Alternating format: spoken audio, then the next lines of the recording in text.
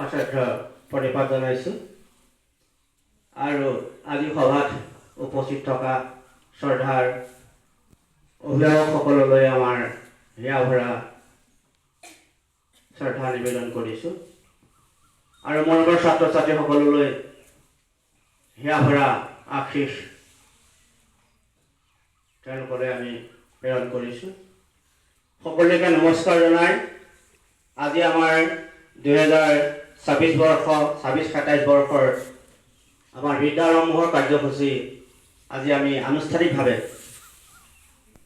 আৰম্ভ কৰিছোঁ। আজিৰ দিনটো আমাৰ কাৰণে অতি আনন্দৰ দিন।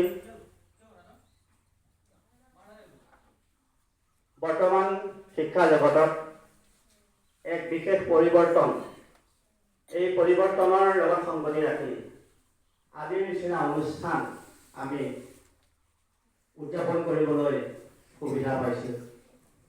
আগত এনেকুৱা ধৰণৰ অনুষ্ঠানৰ ব্যৱস্থা নাছিল, কিন্তু বৰ্তমান আমাৰ ভাৰতবৰ্ষত শিক্ষাৰ এক আমূল পৰিৱৰ্তন আহিছে।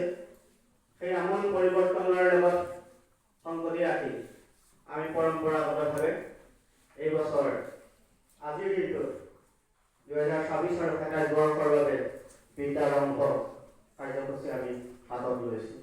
সেয়ে এই পবিত্ৰ ক্ষণত সকলোজনলৈকে আমাৰ শুভেচ্ছা, শুভাশীষ, আমি শুভকামনা প্ৰেৰণ কৰিছোঁ। জৰিয়তে আমি এটা কথা জানো যে আমি আজি যেনেদৰে জীৱনটো আগবঢ়াই আহিছোঁ, শিক্ষা জগতত যেনেদৰে আমি খোজ দিছোঁ, তাৰ অন্তৰালত আছে আমাৰ এজন চিৰনমস্য গুৰু। গুৰুৰ অবিহনে আমি জীৱনত কেতিয়াও সফল হ'ব নোৱাৰোঁ। সেইকাৰণে মোৰ ভাষণৰ আৰম্ভণিতে মই মোৰ শ্ৰদ্ধাৰ গুৰুক মই স্মৰণ কৰিছোঁ। সকলোৱে এই কথাটো নিশ্চয়